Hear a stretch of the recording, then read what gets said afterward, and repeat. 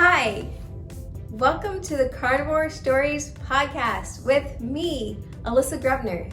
The carnivore way of eating completely transformed my life, and it's stories just like the ones you'll hear on this podcast that kept me going every step of the way. I hope you're ready to hear an inspirational carnivore story. I know I am, but first, let me tell you about the Meat-tastic t-shirts I have for sale on my spring store.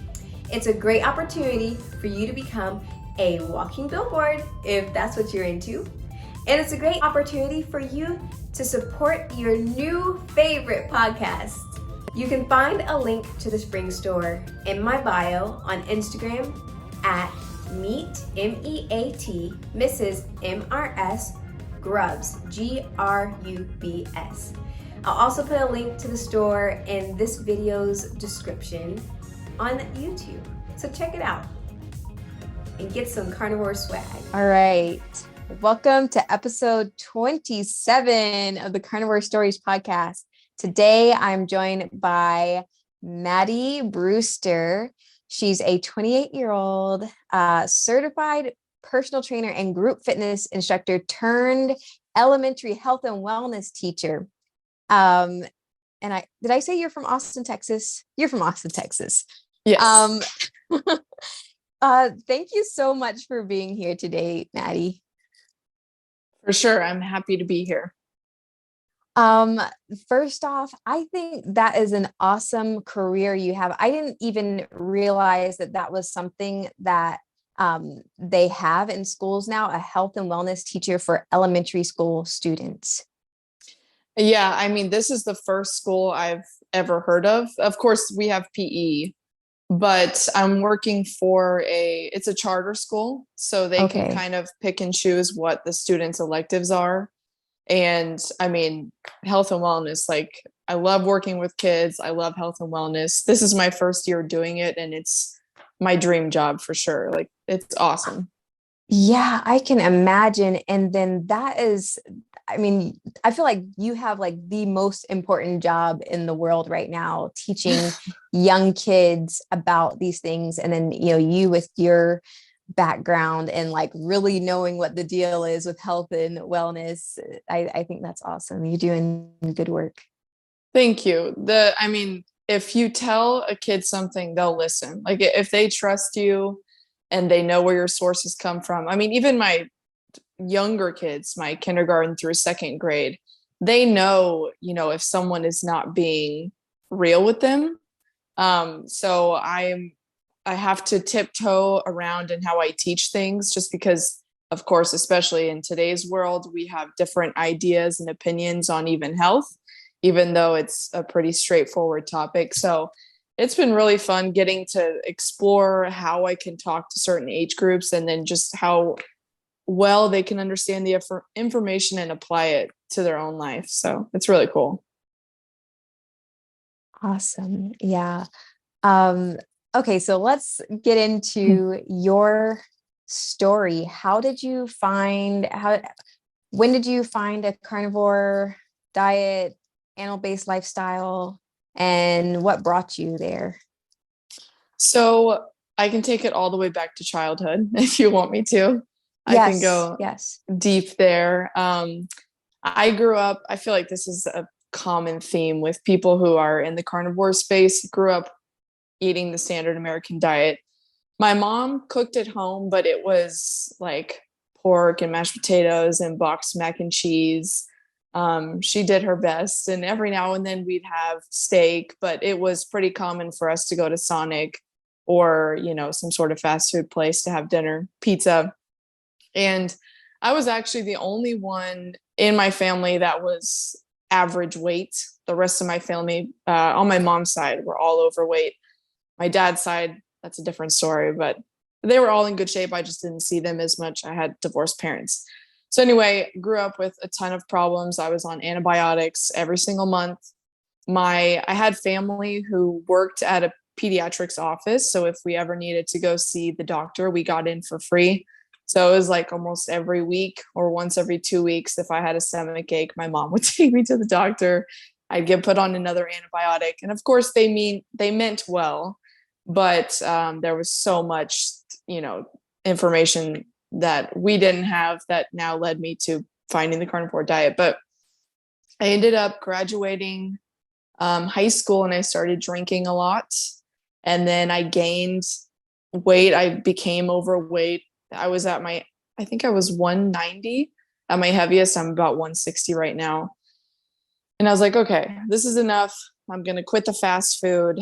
And I lost weight, but I still had a ton of gut issues. I was still constipated, bloated. I had acne, and I typically have good skin, not even to brag. It's just my genetics, but I would still get pimples every now and then. So it didn't really make sense. Fast forward to, I became a little bit more mature. I was able to do my own research in my early 20s and figure out like how important gut health is. And I ended up eliminating I did a keto diet and I still had a little bit of issues, but they were much smaller. And then my mom, she ended up passing away 2 years ago. And it was a really dark time. Like, of course, if you have ever lost anyone, especially a mom who's your best friend, it's like, just super dark depression. I was going through a lot. And literally the day after she passed away, I was on Reddit looking, what is the best diet for depression? Because I am like grasping at straws here. I've dealt with trauma, of course, as we all have in our childhood, but this was completely different. And I felt really helpless. I was like, okay, as much as I know about food and how the stomach connects to the brain, there has to be a diet that can really support grief. So I ended up finding a bunch of stories on Reddit about the carnivore diet. And 2 days after she died, I was eating chicken thighs for breakfast, eggs for lunch, steak for dinner. I made that decision. And ever since then, I've been on it because it's just been super supportive of my mental health. Wow. Yes. Yeah. That's something definitely I noticed, like the mental health thing. And I didn't realize that I was as bad off as I was. I was really depressed, very anxious until I wasn't anymore. And I was like, wow, Yeah. I was really bad off. It's interesting you mentioned that you had good skin and you're like, I don't want to brag, but I was the same way. Going through teenage years, I never got acne. I had a really clear skin. And then it wasn't until I was like 24, 25, I started getting really bad acne. And I was like, what is going on? Is this puberty? I mean, my boobs aren't growing. I don't know what's going on. But yeah, carnivore cleared that up for me. And I have pretty clear skin again. And then if you don't mind me asking, how tall are you? I'm 5'4". Okay, cool. So me and you are like the same because I'm 5'4", about 160 pounds too. Oh, that's cool. Yeah. Okay, so did you have any issues adapting to a carnivore diet? I'd say my biggest issues were just wanting other foods. But Okay. honestly, I learned this actually. So I went to a keto convention. It was the KetoCon here in Austin, Texas, and Judy Cho, she does, oh man, I forgot her Instagram name, but I know you know her. Nutrition with Judy. Okay, thank you. I went to a session that she had, and she explained the difference between a moderator and an abstainer of food, and how most carnivore people are abstainers because, if I'm even eating like a handful of chips, I'm going to eat the entire bag. Or same for a chocolate bar. Like I'll buy a healthy organic chocolate bar. I'll just have one piece after dinner. And then I ended up eating the entire thing. So I know that I think growing up with my relationship with food also affected this. Just like the obsession I have with food. As extreme as the carnivore diet is, it's the most mentally relieving, it keeps me level-headed type of diet there is. So as much as I would love to go grab something else. And as hard as that can be sometimes, especially if I have cravings for certain things on certain days, I'm just like, you know what? You're better off without it. It is what it is. It could be worse. I mean, you're literally eating like a king with all of this beautiful meat. So I'd say mental, just having that relationship to junk foods or sweet foods. But I'm just, there comes a point where you have to be like, okay, I mean, you don't need that. It could be worse. Yeah. Yeah. So what all do you include in your diet now? It's not a very, I don't have much variety, but again, it just works for me in these foods. Like I have healthy digestion daily, so it's super supportive. But every day I have eggs. So I'll either start my day or end my day with eggs because I like them fresh, and I have to take meal preps and I don't want meal prepped eggs. It doesn't taste as nice as it would at home. So I'll do eggs in the morning. And then for lunch, I'll have like taco meat.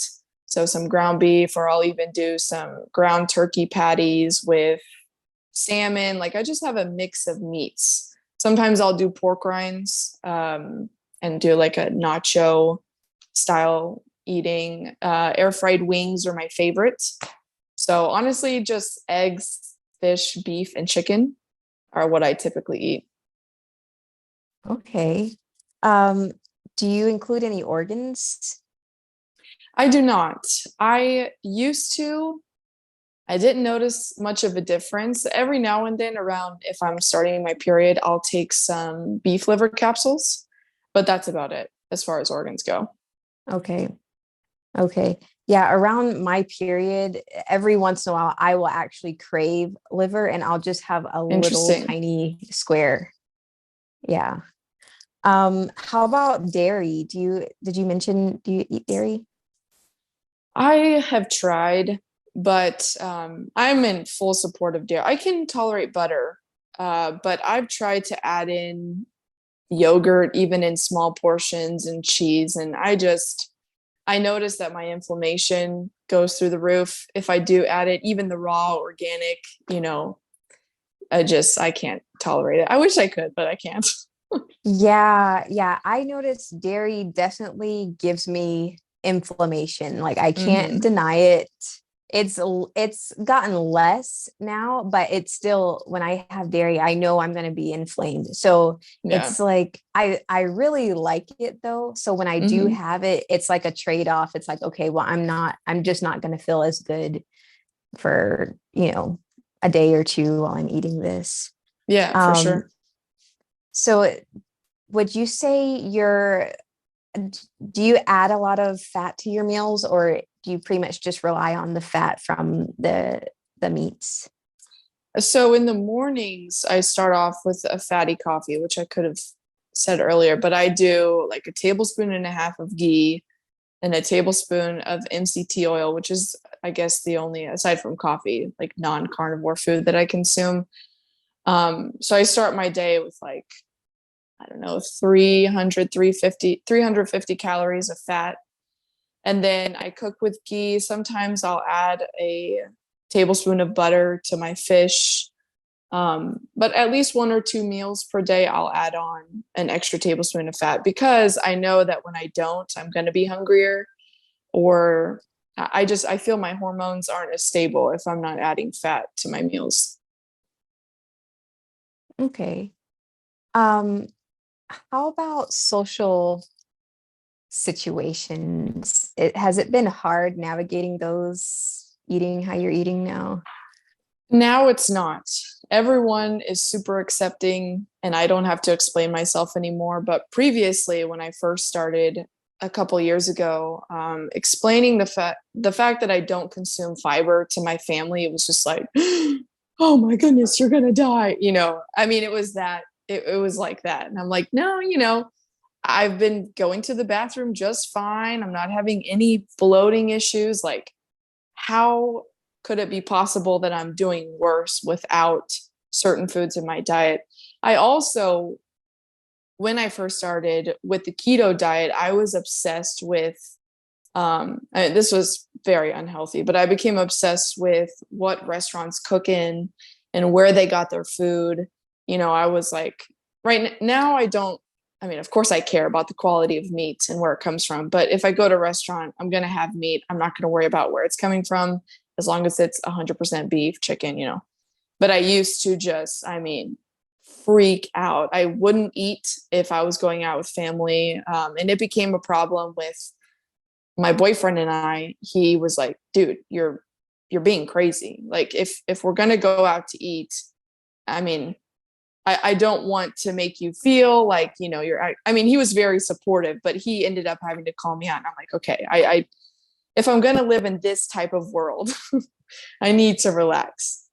So that was pretty unhealthy. But now I'm at the point where I feel comfortable telling the restaurant, like, I only want the meat. Please don't bring me any other sides, because I'll waste them, not purposely, but I won't eat them, and then you'll waste the food. So, I don't have that full on conversation, but now it's way easier. But it did take me about a year to become comfortable with eating outside of my house and with talking to, like waiters about what I want to eat, which is so crazy, but it just is what it is.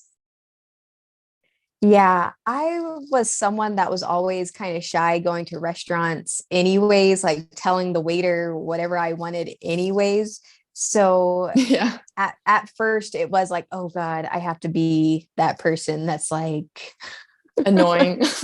Yeah, exactly.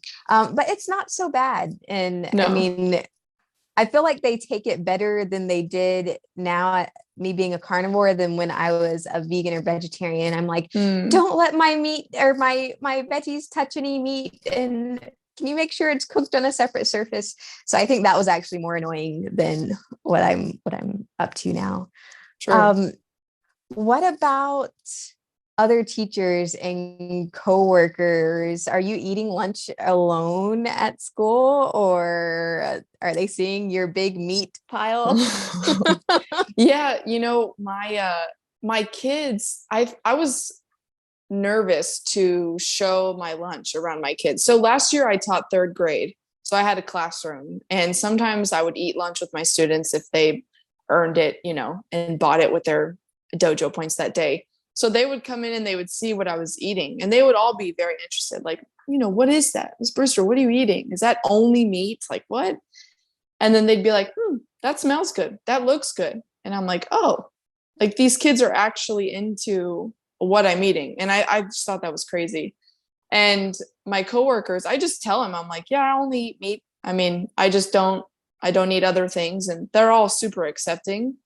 And I think that is also because nowadays, like, everyone has some sort of like, I'm vegan or I'm gluten free, or, like someone has their food, whatever. So everyone is pretty accepting. I do eat lunch alone because I need a break from people, but that's the only reason. But they're, my kids are super interested, and my coworkers are cool with it. So yeah. Okay. So as a health and wellness teacher, you're teaching the kids how to stay active, how to exercise. Do you talk about nutrition also? Yes. So, which I was so happy to do. I mean, I follow the Texas guidelines for health and wellness, and to my surprise, at the beginning of this year, when I was developing my lesson plans, I was checking out all of the Texas guidelines, and there are like, make sure you talk about the added sugar in packaged foods and how ingredient labels market the wrong way to certain groups of people. I had no idea that was even in our school, a public school system. So that is just, I love that.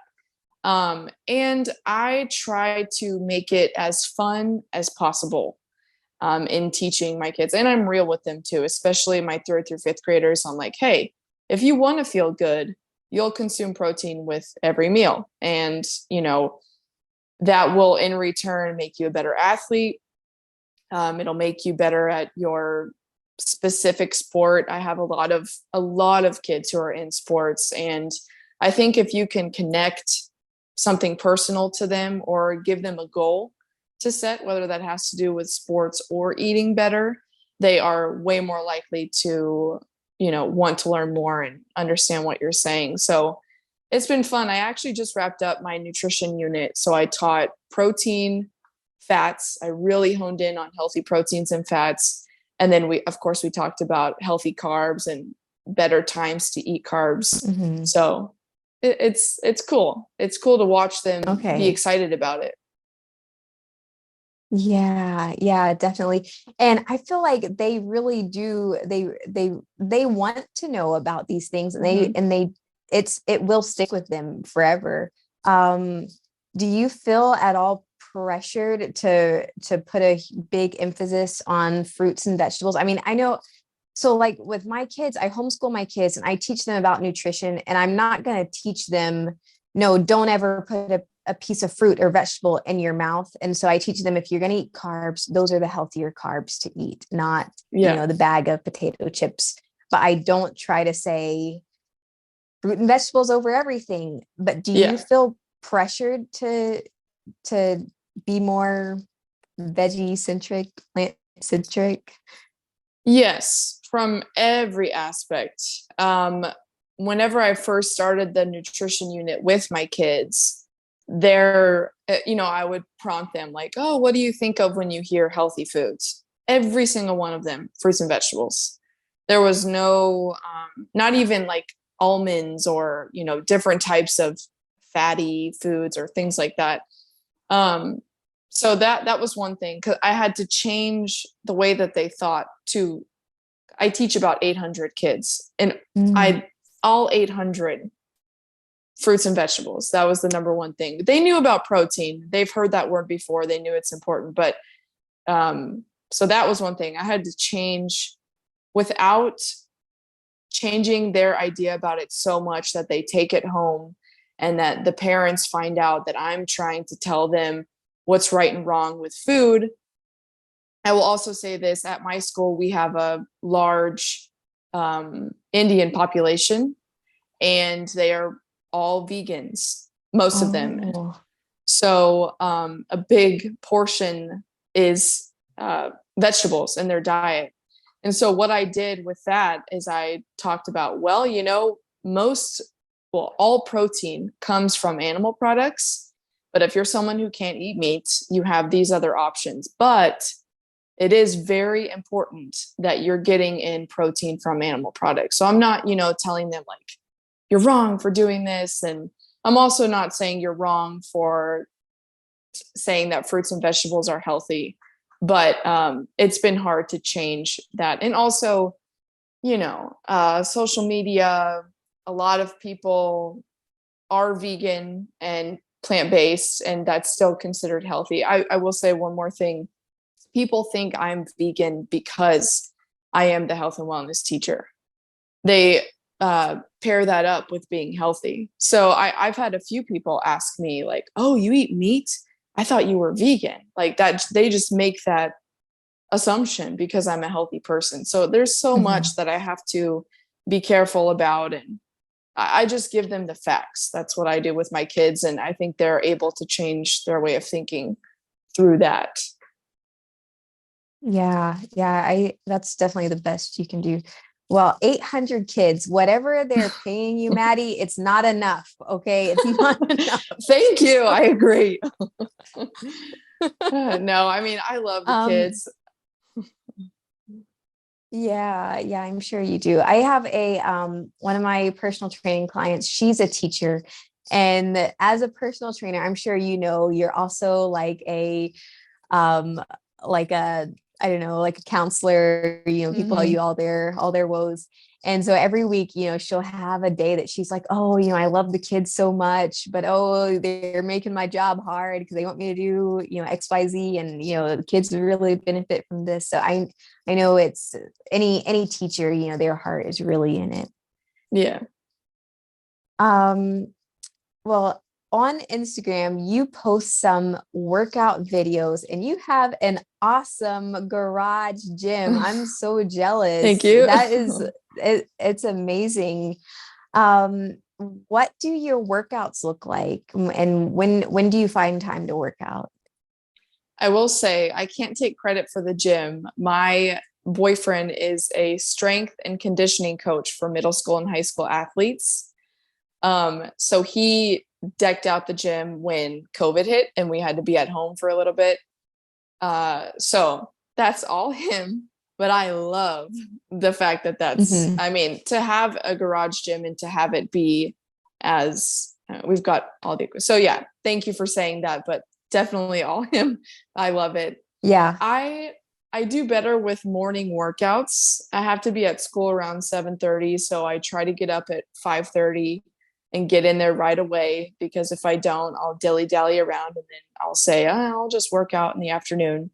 So I typically during the week, Monday through Friday, will do 2 morning workouts, and then I'll do a Saturday and Sunday workout. That way I have a little break during the week because it's crazy, as you know, having a client Mhm. who's a teacher, it's a little bit nutso. So um, I do 2 leg days and then 2 like arm and back days. And like I said, 2 days during the week, 2 days on the weekends. And I'm really big into lifting heavy. So in every workout that I do, I've got 1 or 2 heavy movements, and then the rest are accessory. And sometimes my workouts are only 4 exercises long. Sometimes I'll do 6 exercises. It just honestly depends on what time of month. Like I'll lift heavier at the beginning of my cycle rather than when it's coming close to, my period. So it all just Yeah. depends, but I keep the same exercises in my routine and just really focus on lifting heavy because that's how I get the most results. Cool. Do you do you have any goals you're working towards, or you're just trying to stay active and see where it takes you? Yeah, it's more so about keeping my mind right, because without weightlifting, I would be just, in my head way too much, or I would focus on other things that are just not necessary to put my energy towards. Of course, I have every intention of looking good. I enjoy looking good. Who doesn't? So I know that I have to work out. Like I have to lift heavy to look a certain way. So I like to maintain, what I look like, a muscular shape, and but definitely the other half of it is just making sure I am on the right track, not being distracted by anything mentally that could bring me down. Yes. Yeah. And so how about, do you feel like carnivore um has progressed your efforts? Like, you feel like it's easier to lift heavy or build muscle or anything like that as a carnivore? You know, yes, because I'm less sluggish. Like I have energy throughout the entire day. I mean, the only time I take a dip is when I sit down on the couch at 8:30 and I'm just passing out, like cuz it's time to go to bed. But during the day, I mean, from morning to that time, I have really good energy. Whereas before, when I was consuming carbs or a ton of vegetables, even on keto, I would have these up and down. I think that was tied to some sort of gut, bacteria imbalance. But um, I would say that carnivore definitely helps me look the way that I do. My inflammation, the puffiness, like I'm able to see more muscle. And especially in the morning, I almost feel like cracked out with energy and like just ready to lift really heavy. So yeah, it's been the most supportive diet ever, as far as working out goes, for sure. Yeah, yeah. Like, the way I describe it is like, I sometimes I will feel electric. Like, I feel like I've been plugged in overnight, charged up, and I'm like Yes. ready to go.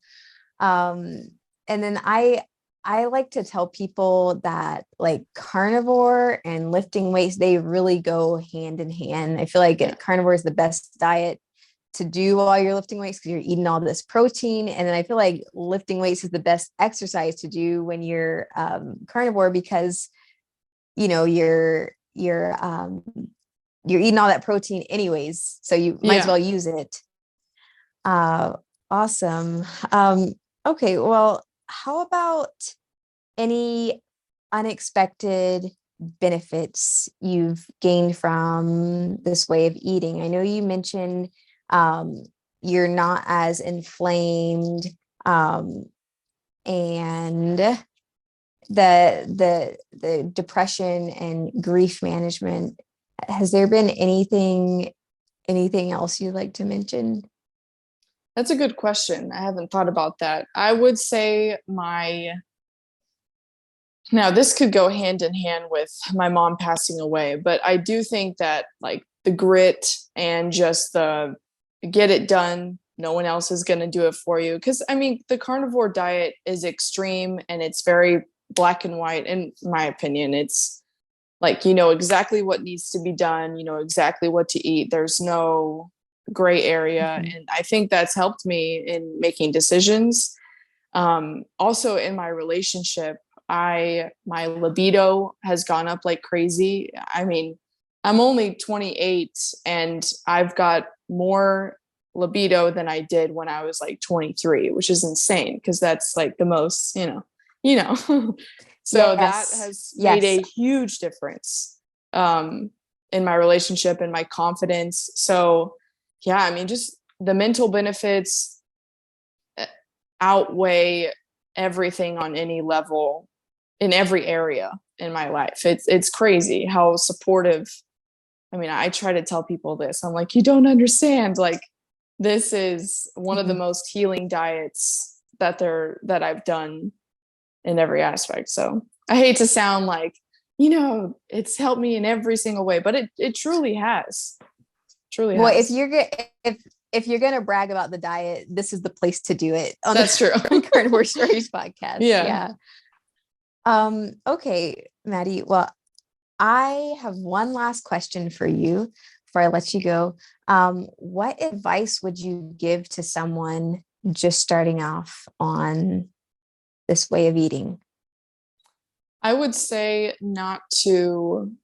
first create a routine, like not just with food, but have a routine, because if you are somebody who's had an addiction to food, or you're just doing it for, the gut health benefits, you will need to distract yourself in some way if you ever start to have those cravings.